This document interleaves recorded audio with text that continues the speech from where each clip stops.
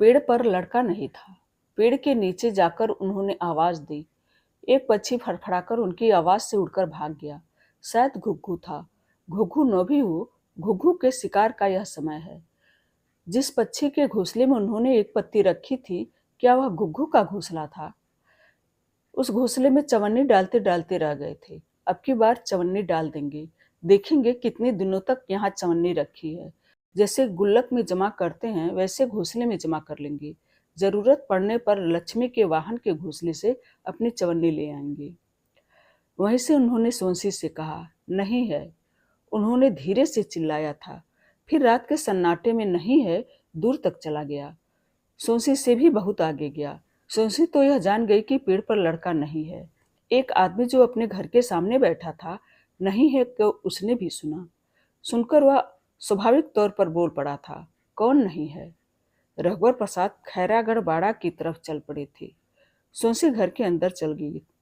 कौन नहीं है, यह रघुवर प्रसाद ने सुना था, पर उन्होंने जवाब नहीं दिया। रघुवर प्रसाद समझ गए थे किसी और ने यह सुना है कि शायद उसे कहा गया है। इसीलिए उसने पूछा।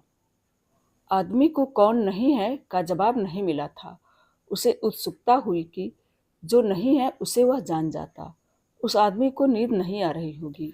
रात के सन्नाटे में वह अकेलापन महसूस कर रहा होगा। उससे रहा नहीं गया। उसने जोर से पूछा, कौन नहीं है भाई? वह नहीं जानता था कि कौन नहीं है और उसने किसके लिए कहा था। उसने सुना था नहीं, पर यह तो था जिसने नहीं है कहा था उसी से पूछा था। अगर वह जान जाता तो क्या होता? यह जानना छोड़ सकता था। यह इधर उधर देखता लंबे सन्नाटे में सिकुड़ा हुआ बैठा था। वह उठा और दबे पांव घर के अंदर चला गया था। वह युवा अधेड़ या बूढ़ा हो सकता था। उसकी तबीयत ठीक भी हो सकती थी। रघुवर प्रसाद को जगह जगह इस रात के अंदर मकानों, पेड़ों के इर्द गिर्द गहरे अंधेरे विशालकाय धब्बे दिखे थे।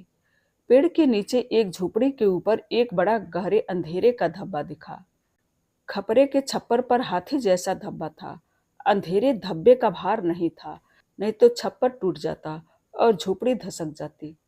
अच्छा था कि उजाले का भी भार नहीं था। अंधेरे के बाद कुछ उजाले में जो जहां दिखता था वह उजाले के द्वारा स्थापित दिखाई देता था। अगर उजाले में टूटी फूटी झोपड़ी दिखती तो वह भी उजाले के द्वारा स्थापित टूटी फूटी झोपड़ी दिखाई देती, उजाले में अचल की तरह। खैरागढ़ बाड़ में और अंधेरा लग रहा था। बहुत अधिक अंधेरे की तरह देखते हुए खंडहर, पेड़, झाड़ी और हाथी को रघुवर प्रसाद देख रहे थे। वे हाथी की ओर बढ़े। हाथी रघुवर प्रसाद को आहट से पहचान गया होगा। जंजीर से बंधा था।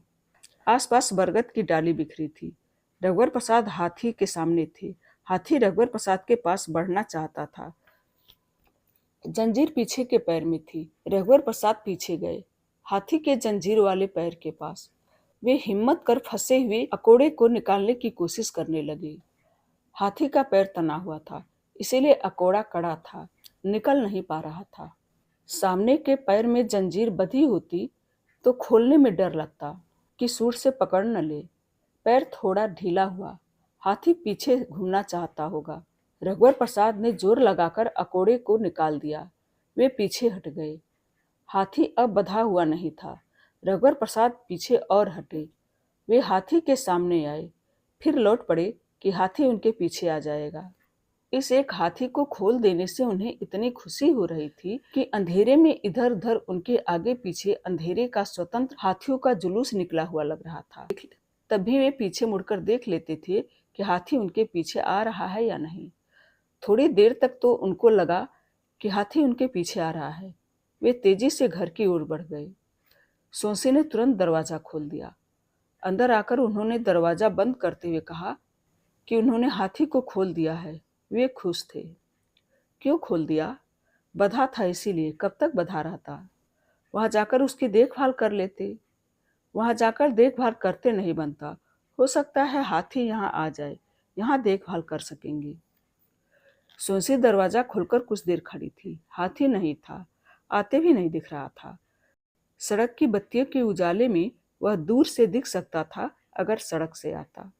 हाथी नहीं आ रहा है, सोनसी ने कहा। रघुवर प्रसाद भी देखने लगे। कुछ देर बाद दोनों अंदर आ गए। आने का मन होगा तो आ जाएगा। दोनों रात भर सोए नहीं। बीच बीच में उठकर कभी सोंसी कभी रघुवर प्रसाद दरवाजा खोलकर देख लेते। हाथी घर नहीं आया था। सुबह होते ही रघुवर प्रसाद खैरागढ़ बाड़ा भी गए। वहां आसपास हाथी नहीं था। सड़क के किनारे चाय की दुकान थी। दुकान अभी खुली नहीं थी। दुकानदार वहां रहता था। वह उठ गया था। उससे पूछा। दुकानदार ने भी हाथी को नहीं देखा था। दूर खेत में किसान था। उससे पूछने दूर जाना पड़ता। आसपास कोई नहीं दिख रहा था। जंजीर पेड़ के नीचे पड़ी थी। साधु का एक भी सामान बरामदे पर नहीं छूटा था। जंजीर भारी थी। कुछ देर बाद एक रिक्शा मिल गया। जंजीर रिक्शे में रखे वे घर आए। रघुवर प्रसाद और सोनसी शाम के समय प्रायः दूर तक यूं ही इधर उधर घूमते कि हाथी दिख जाए। पड़ोसियों के न होने से अब सोनसी को खालीपन मालूम होने लगा। रघुवर प्रसाद के आने के समय वह सोचती कि रघुवर प्रसाद शायद हाथी पर बैठे हुए आते दिखे, पर रघुवर प्रसाद धीरे धीरे पैदल आते हुए दिखाई देते। पिता की चिट्ठी फिर आई थी कि बहू को पहुंचा जाओ। यह भी लिखा था कि रघुवर प्रसाद को छुट्टी न मिल रही हो तो बहू को बस में बिठा दो, अकेली चली आएगी। सोनसे अकेले जाने को तैयार थी। सोनसे ने खुशी खुशी तैयारी की। एक छोटी टिन की पेटी और एक झोला, इतना सामान था। सोनसी अकेली जा रही थी। रघुवर प्रसाद रिक्शा बुला लाए। रघुवर प्रसाद ने सोनसी के खर्च के लिए 20 रुपये दिया था। अम्मा को देने के लिए 50 रुपये दिया। रिक्शे में बैठने से पहले सोनसी ने रघुवर प्रसाद का हाथ पकड़कर पूछा, गुस्सा हो? नहीं तो, रघुवर प्रसाद ने कहा। सोनसी सोने का कड़ा पहनी थी। चूड़ियों से हाथ भरा था। पैर की अंगुलियों में बिछिया थी। बस छूटने को थी। रिक्शा में बैठे रघुवर प्रसाद ने हाथ के इशारे से ड्राइवर को रुकने के लिए कहा। सोनसी को चढ़ाकर वे जैसे ही उतरे, बस रवाना हो गई। उतरते समय सोनसी ने उतावली से कहा था, तुम लिवाने आओगे? नहीं आ पाऊंगा, छोटू के साथ आ जाना, रघुवर प्रसाद ने कहा। बस इस तरह रवाना हुई जैसे सोनसी को छीन कर ले गई। लौटते समय घर पर जाने से पहले वे गूलर के पेड़ की ओर चले गए। पेड़ पर लड़का नहीं था। घर के अंदर जाने का मन नहीं हो रहा था। बैठ जाने की इच्छा हो रही थी।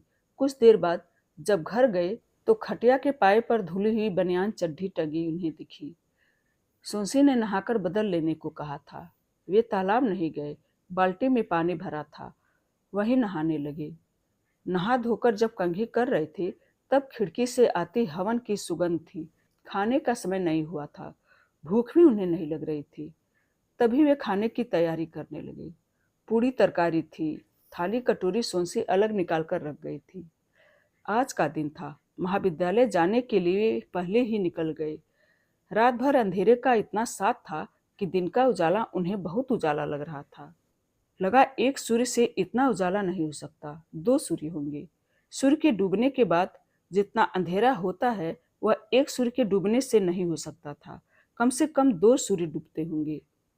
वे टेम्पो के लिए 1.5 घंटा पहले आ गए। ताड़ के पेड़ों की पत्तियों की तरफ उनकी दृष्टि गई थी। उस पर दृष्टि पड़ने पर ताड़ के चारों पेड़ों को उन्होंने एक साथ पेड़ जैसा देखा। पेड़ों को अलग वे नहीं देखी। हाथी आता हुआ दिख सकता था। हाथी पर साधु भी बैठा हुआ दिख सकता था। परंतु यह सब हो सकने के पहले बीच में खाली टेम्पो आ गया था और वे बैठ गए थे। महाविद्यालय में विभागाध्यक्ष भी पहले आ गए थे। रघुवर प्रसाद विभागाध्यक्ष से बात करना चाहते थे। काम में व्यस्त विभागाध्यक्ष ने उनकी तरफ ध्यान नहीं दिया। रघुवर प्रसाद से कक्षा में तख्ते पर बाएं हाथ से लिखते नहीं बन रहा था। चाक बार बार टूट जाती थी। वे दाहिने हाथ से लिखकर पढ़ाते रहे। रात को रघुवर प्रसाद की नींद खुली। कुछ देर बिस्तर पर पड़े रहे, फिर उठे, दरवाजा खोलकर बाहर आए। सड़क के किनारे नीम के पेड़ के नीचे खड़े रहे। सड़क की बत्ती का उजाला उन तक नहीं पहुंच रहा था। उनका मन हुआ रात के सन्नाटे में बोले, नहीं है। इस समय अपने घर के बाहर दूर वही आदमी भी देर से बैठा होगा जिसने पहले रघुवर प्रसाद से नहीं है को सुना था। तब उसने कहा था, कौन नहीं है भाई? रात का वैसा ही वातावरण था। गूलर के पेड़ से एक पक्षी यूं ही फिर उड़ा था। अब की बार रघुवर प्रसाद को देखकर उड़ गया हो। पेड़ पर लड़का नहीं होगा। नहीं है जैसा वातावरण गहराया हुआ था। घर के सामने बैठे हुए आदमी को दूर से लगा होगा कि दूर दरवाजा खोलकर कोई बाहर आया है। उससे रहा नहीं गया। उसने सोचा पूछा जाए, कौन नहीं है। उसने जोर से कहा होगा, कौन नहीं है। रघुवर प्रसाद ने सुना होगा। जवाब में उनके मुंह से निकला, सोनसी नहीं है।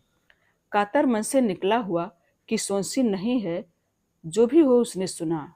वह आदमी ठंडी सांस लेकर सिर हिलाकर थोड़ी देर बैठा रहा होगा, संतुष्ट हुआ सा कि उसे उत्तर मिल गया। वह घर के अंदर चला गया होगा। उस रात उसे नींद नहीं आई होगी। वह जानना चाह रहा था कि कौन नहीं है। अब मालूम हो गया। वह सोनसी को नहीं जानता था। जो भी हो, फिर भी वह रात को सो सकेगा। रघुवर प्रसाद का खिड़की से कूदकर उस तरफ जाने का मन नहीं हो रहा था।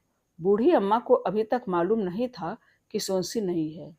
रात को सोनसी का जाना तय हुआ था और वह सुबह चली गई थी।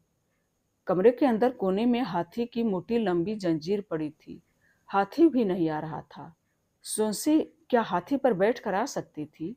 दरवाजा खोलकर वे आकाश को देख लेते थे। सोनसी की चिट्ठी है। सोनसी भी देख लेती होगी कि रघुवर प्रसाद की चिट्ठी है।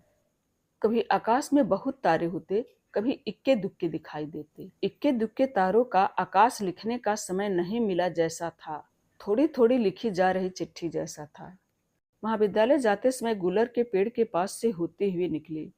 उन्होंने सिर उठाकर पेड़ की ओर झांक लिया कि लड़का नहीं है, कोई पक्षी भी नहीं था। पेड़ लोगों के बीच केवल वही है और कोई नहीं, जैसे अस्तित्व से वे सड़क पर चले जा रहे थे। लोग नहीं हैं, जैसे लोग उनके पास से आ जा रहे थे। टेम्पो नहीं है, जैसे एक दो खाली टेम्पो गुजर गए। टेम्पो रघुवर प्रसाद के लिए भी रुकने रुकने को हुआ था। एक टेम्पो में वे बैठ गए और उन्हें मालूम नहीं हुआ कि वे टेम्पो में बैठ गए। महाविद्यालय वे आते थे और उन्हें मालूम नहीं होता था कि वे महाविद्यालय आ जाते हैं। इस कहानी का शेष हिस्सा अगली वीडियो में। धन्यवाद।